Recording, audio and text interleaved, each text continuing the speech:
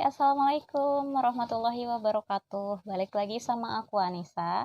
Di video kali ini Nisa mau share pengalaman Nisa. Ya agak ngaler ngidul, tapi semoga video ini bermanfaat, bisa diambil yang baiknya. Beberapa bulan yang lalu Nisa ikutan grup, dan sekitar 1 atau 2 minggu membernya itu bikin statusnya itu tentang bunuh diri. Tapi itu beda orang ya, istilahnya gitu, enggak orang yang sama. Ada beberapa orang yang selalu kayak pengen bunuh diri, atau biar enggak bunuh diri itu gimana, atau misalnya ada perasaan pengen bunuh diri yang kayak gitu, atau aku sendiri kayak ngerasa sendiri gitu kan istilahnya. Beberapa hari kemudian Nisa ikut pengajian di Istiqlal, dan ada juga yang nanya tentang bunuh diri, dan jawabannya adalah ya, bunuh diri itu adalah cara menyelesaikan masalah dengan cara yang salah. Ya juga sih, benar juga Nisa mikirnya kayak gitu kan. Misalnya nilai jeblok, nilai turun, nilainya jelek di sekolah, dia bunuh diri. Nah itu kan berarti menyelesaikan masalah dengan cara yang salah. Alangkah baiknya, sebaiknya kalau misalnya ketika nilainya jeblok ataupun jelek, berarti dia harus menyemangati diri, ya kan, menyemangati diri. Terus dia yakin, dia teguh pendiriannya, konsisten, istiqomah, dia belajarnya lebih giat, lebih rajin, sehingga si nilainya itu menjadi lebih baik, istilahnya gitu kan. Karena ketika kita berusaha, pasti hasilnya itu nggak akan mengkhianati, istilahnya gitu kan. Selama kita benar-benar usaha dan berdoa dengan baik, ya pasti akan ada hasil, ada perubahan, istilahnya gitu kan, ke arah yang lebih baik. Iya sih, bener juga sih Nisa bilang gitu kan. Dah tuh yang pertama. Terus kayak, aduh aku sendiri, istilahnya gitu kan. Kayak gak ada teman misalnya gitu kan. Atau misalnya yang punya masalah tuh kayaknya kita doang. Enggak sayang, enggak cuma kamu doang. Semua orang itu pasti punya masalah masing-masing. Tapi ya balik lagi ke diri sendiri, istilahnya gitu kan. Gimana cara menangani masalah tersebut, istilahnya gitu kan. Ya minta istilahnya semoga cepat selesai masalahnya, dapat solusi yang terbaik. Dan untuk kayak kok kayaknya sendiri gitu kan, ini baca Al-Quran. Nggak di semua Al-Quran ada sih, cuman ada di Al-Quran keterangannya. Maksudnya sebetulnya ini di bawahnya arti doa hatam Al-Quran, tapi ada kata-kata ini dan menurutnya saya ini bagus banget. Jadikanlah Al-Quran sebagai teman di dunia. Ya Allah, jadikanlah Al-Quran sebagai teman di dunia, teman di dalam kubur, cahaya di atas titian sirat, teman di dalam surga, penghalang dan hijab dari api neraka, sebagai petunjuk untuk segala kebaikan, dan tetapkanlah kami dalam kesempurnaan. Anugerahkan kepada kami kemudahan dalam mengamalkan Al-Quran, baik dengan hati atau lisan, senantiasa cinta kepada kebaikan, kebahagiaan, dan kegembiraan, keindahan akan iman. Ya Allah gitu kan, maksudnya kayak kesentil banget sih kalau nih saya waktu itu. Jadikanlah Al-Quran sebagai teman di dunia, teman di dalam kubur, teman di dalam surga.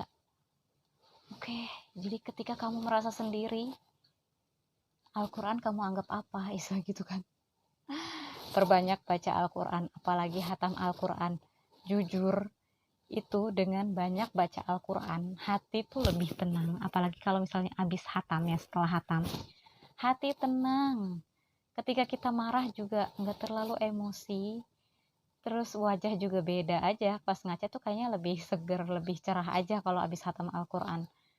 Terus juga perkataan, ucapan kayak lebih tertata gitu. Misalnya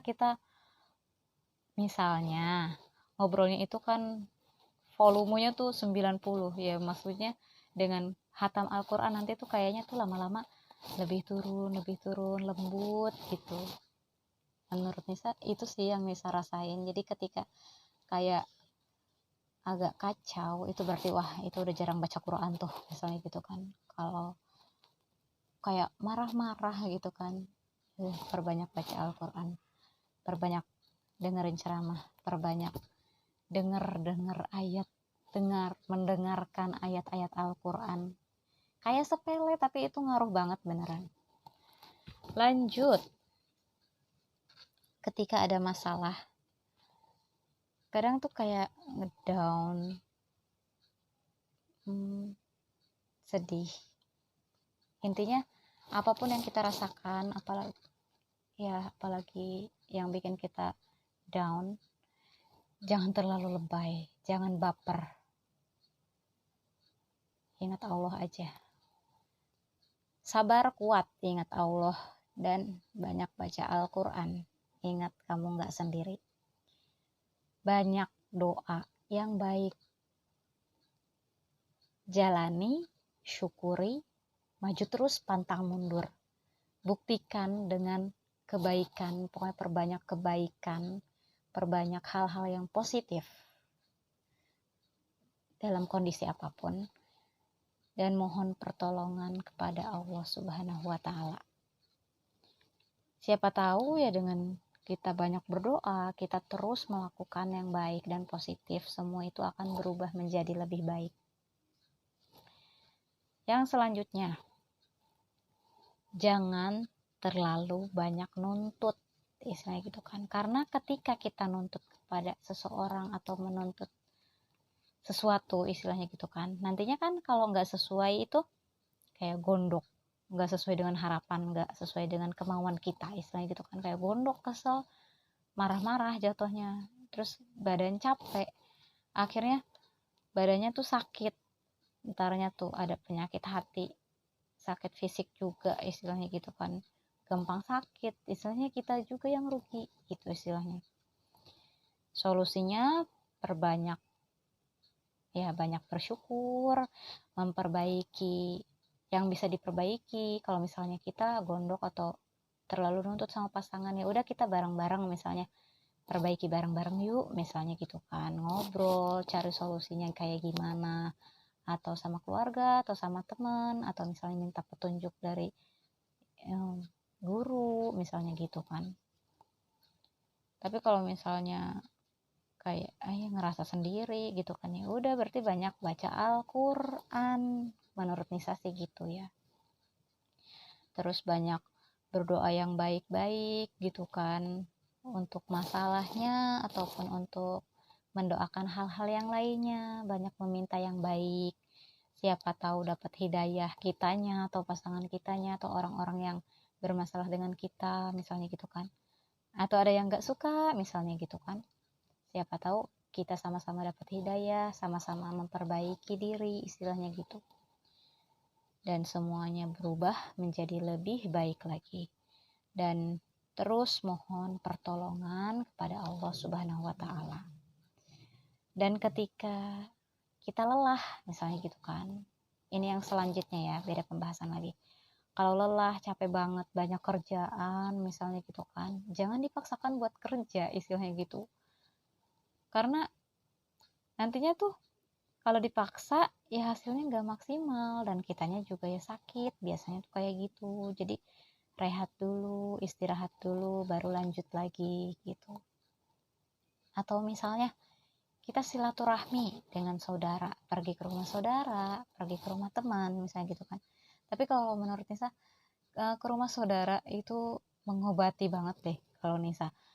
Kan kalau dalam agama atau misalnya ada sering dengar gini, dengan silaturahmi itu kan kayak bikin awet muda, misalnya gitu kan. Dan menurut Nisa juga kayak beban capek tuh berkurang banget gitu dengan silaturahmi. Kayak misalnya main ke adik, misalnya gitu kan, ketemu saudara, bibi, kakak gitu kan, ponakan, yang sepupu, pokoknya sama keluarga, intinya itu benar-benar mengobati lelah dan capek, bener menurut Nisa sih itu. Selanjutnya, ini pendapat Nisa ya, kan tiap orang punya pendapat masing-masing, pendapat yang berbeda, dan kadang yang nggak bisa disamakan, karena aku suka warna hijau, aku suka warna biru, kamu belum tentu suka warna itu. Semua orang itu punya pendapat masing-masing, ada yang memang harus disamakan, kayak pendapat dalam agama misalnya gitu kan, emang harus sama.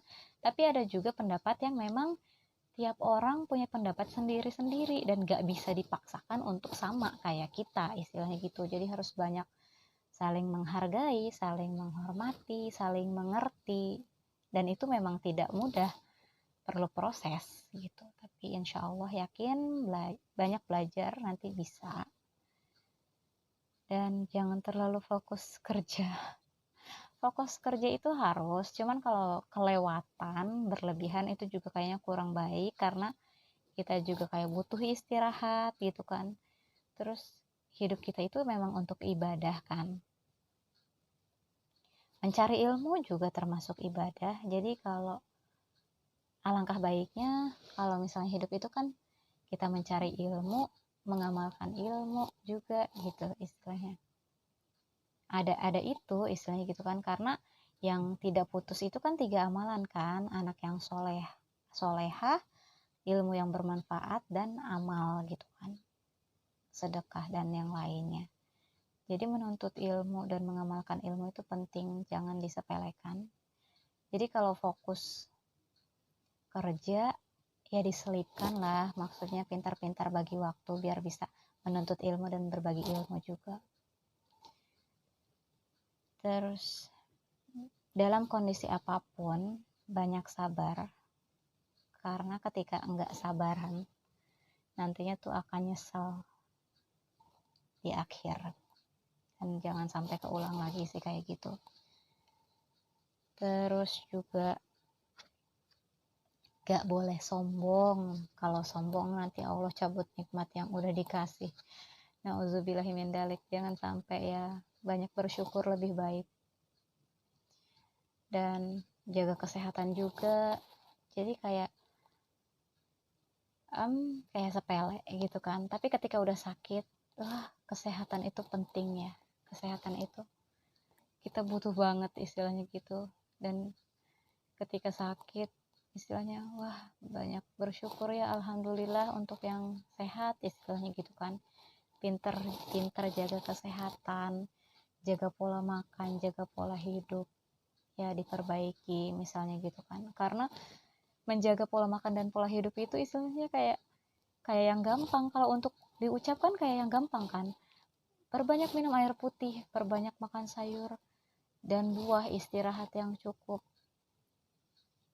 kayak yang gampang gitu. Olahraga gitu kan, 5-10 menit setiap hari, itu tuh kayak yang sepele, tapi untuk dilakukan itu butuh perjuangan. Banyak bersyukur, syukuri nikmat sehat, kayak ketenangan, kebahagiaan kan, kesejahteraan, terus lahir batin gitu kan, tenang bahagia. Itu tuh rasa syukurnya tuh berlipat ganda. Dan mohon ampun, banyak taubat, banyak berbagi kebahagiaan, amal dan sedekah. Jangan buang waktu buat yang gak penting. Nggak boleh leha-leha sih sebetulnya, jangan berlebihan gitu istilahnya dalam berleha-leha. Karena kalau kayak berleha-leha itu nyesel nantinya, udah buang-buang waktu buat yang nggak penting dan rugi juga buat diri sendiri. Jadi gunakan waktu sebaik mungkin, entah itu buat ibadah, untuk ngaji, untuk baca, belajar. Gunakan waktu untuk yang bermanfaat, banyak donasi, amal, sedekah ya semampu kita ya. Maksudnya ketika kita ada rezeki jangan lupa beramal gitu. Kalau misalnya buka YouTube, jangan lupa buka wawasan kita, nambah ilmu gitu kan dengan kita buka video di YouTube itu. Atau misalnya dengar ceramah, dengar bacaan ayat Al-Quran. Kalau Nisa sih kadang bacaan juz 30 itu sih Nisa favorit banget. Terus banyakin info yang bermanfaat, banyakin latihan, belajar, atau misalnya mau hafalin Al-Quran, atau misalnya mau hafalin juz 30 dulu deh. Ya udah, berarti kita harus rajin gitu kan, belajar, rajin latihan gitu. Dan kemarin juga Nisa kayak denger ceramah gitu kan, ceramah murid-muridnya mama Itu bagus-bagus banget ceramahnya. Dan ada juga di dalam Al-Quran surat Al-Hujurat ayat 10 dan beberapa ayat gitu. Artinya nih saya baca di sini. Sesungguhnya orang-orang mukmin adalah bersaudara, karena itu damaikanlah antara kedua saudaramu dan bertakwalah kepada Allah supaya kamu mendapat rahmat. Jadi intinya jangan sampailah ada yang kayak bertengkar atau berselisih paham. Kalau misalnya ada, cepat didamaikan agar mendapat rahmat. Terus di sini juga tetap di surat yang sama. Hai orang-orang yang beriman, janganlah suatu kaum mengolok-olok kaum yang lain, karena boleh jadi mereka yang diolok-olok lebih baik dari mereka yang mengolok-olok. Dan jangan pula wanita-wanita mengolok-olokkan wanita-wanita lain, karena boleh jadi wanita-wanita yang diperolok-olokkan lebih baik dari wanita yang mengolok-olokkan. Dan janganlah kamu mencela dirimu sendiri, dan janganlah kamu panggil-memanggil dengan gelar-gelar yang buruk. Seburuk-buruk panggilan ialah panggilan yang buruk sesudah iman. Dan barang siapa yang tidak bertaubat, maka mereka itulah orang-orang yang zalim. Tuh kan kayak sepele, tuh jangan manggil dengan panggilan yang buruk. Harus diperbaiki. Hai orang-orang yang beriman, jauhilah kebanyakan dari prasangka. Sesungguhnya sebagian prasangka itu adalah dosa. Dan janganlah kamu mencari-cari kesalahan orang lain, dan janganlah sebahagian kamu menggunjing sebahagian yang lain. Sukakah salah seorang di antara kamu memakan daging saudara yang sudah mati? Maka tentulah kamu merasa jijik kepadanya, dan bertakwalah kepada Allah. Sesungguhnya Allah Maha penerima taubat lagi Maha penyayang. Ya sih, kadang kita kayak berbuat dosa tapi nggak terasa gitu kan. Makanya kadang Nisa sering gini, banyakin taubat, banyakin mohon ampun istilahnya gitu kan. Karena ya mungkin yaitu dosa atau kesalahan yang nggak terasa istilahnya gitu. Jadi ya Allah tolong ampunilah dosa kami. Satu lagi, hai manusia, sesungguhnya kami menciptakan kamu dari seorang laki-laki dan seorang perempuan, dan menjadikan kamu berbangsa-bangsa dan bersuku-suku supaya kamu saling mengenal. Sesungguhnya orang yang paling mulia di antara kamu di sisi Allah ialah orang yang paling bertakwa di antara kamu. Sesungguhnya Allah Maha mengetahui lagi Maha mengenal. Di sini tuh ada keterangan 1410. Jangan mencela dirimu sendiri, maksudnya ialah mencela antara sesama mukmin, karena orang-orang mukmin seperti satu badan. Saat ada satu yang sakit, semuanya sakit. Sebetulnya gitu ya. Panggilan yang buruk yang 1411.